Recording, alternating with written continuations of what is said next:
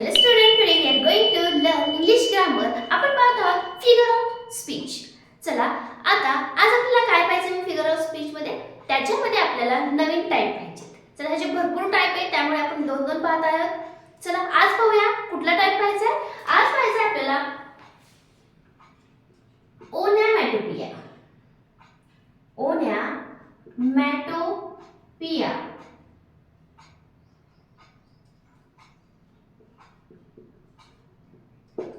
ओनॅमॅटोपिया हा कसला असतो टाइप? आमच्या तर सिलेबसला नाहीये, पण पुढे जाऊन तुमच्या सिलेबसला ऍड होऊ शकतो. बिकॉज ऑफ प्रत्येकाला 2-4 असे आहेत तुमच्या सिलेबसला. तर हा सुद्धा टाइप मे बी ऍड झाला तर मग म्हणजे काय असतो? ओनॅमॅटोपिया म्हणजे काय? ओनॅमॅटोपिया म्हणजे ध्वनी. ओनॅमॅटोपिया म्हणजे काय? ध्वनी. म्हणजे काय होणार आहे? वाक्यामध्ये आवाज किंवा ध्वनिदर्शक शब्द वापरलेला असणार. एवढं सिंपल आपल्याला ओळखायचं. फक्त नाव पाहिला तो खूप अवघड वाटतो ओनॅमॅटोपिया, पण जर तुम्हाला ओळखायचं असेल तर खूप सोपं आहे. एक्झाम्पल घेऊन आपण समजून सांगते तुम्हाला. पहा, थोडंसं डॅश करते आणि परत लिहिले. म्हणजे भरपूर काही म्हणायचं आहे एखाद्या कवितेत किंवा एखादा स्टांजा असेल त्याच्यामध्ये, आणि त्याच्यामध्ये लिहिले रस्लिंग ऑफ लीव्स.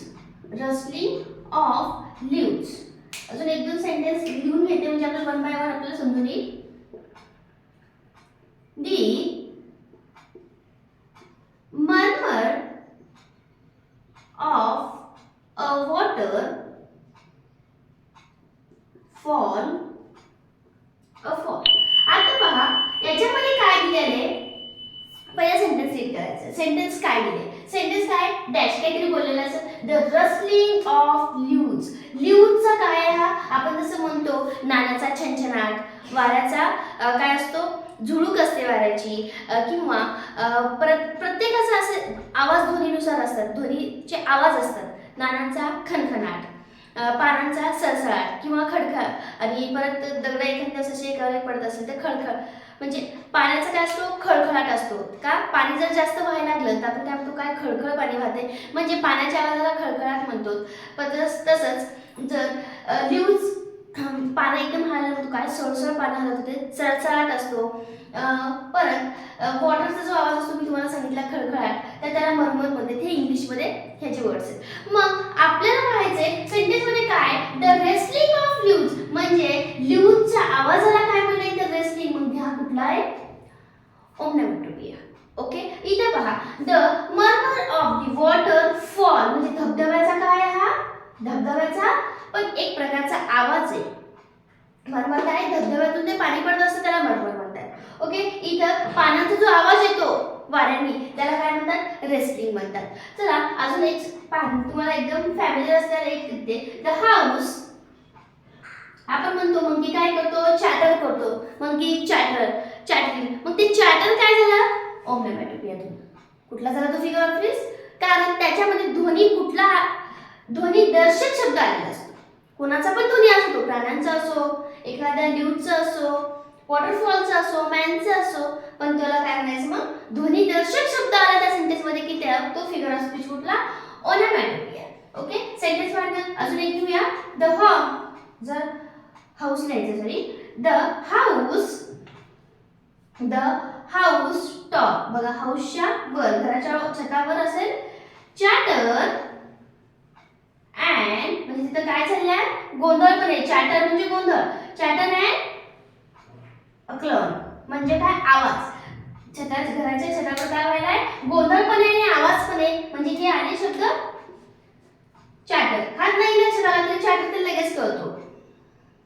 क्लॅटर आहे.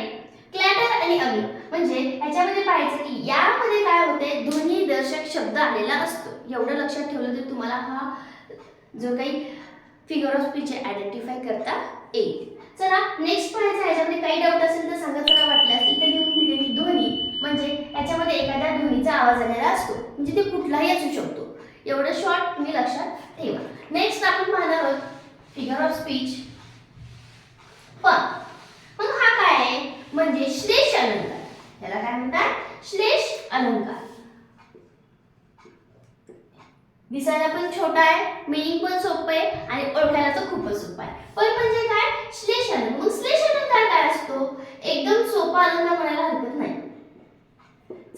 आपल्याला श्लेष अलंकार तर पाहायचाच आहे.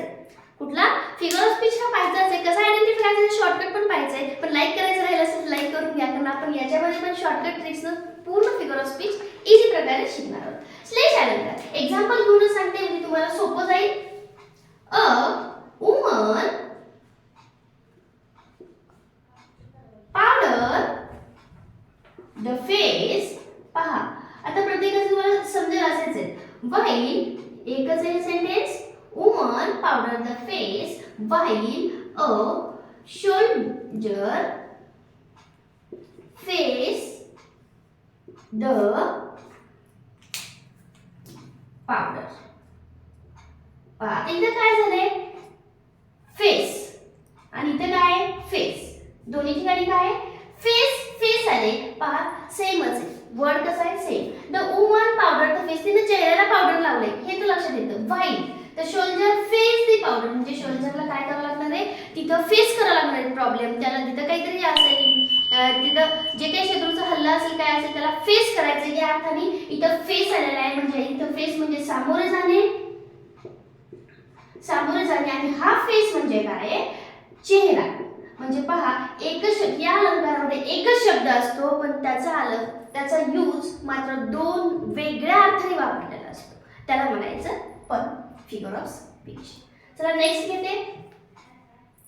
नाउ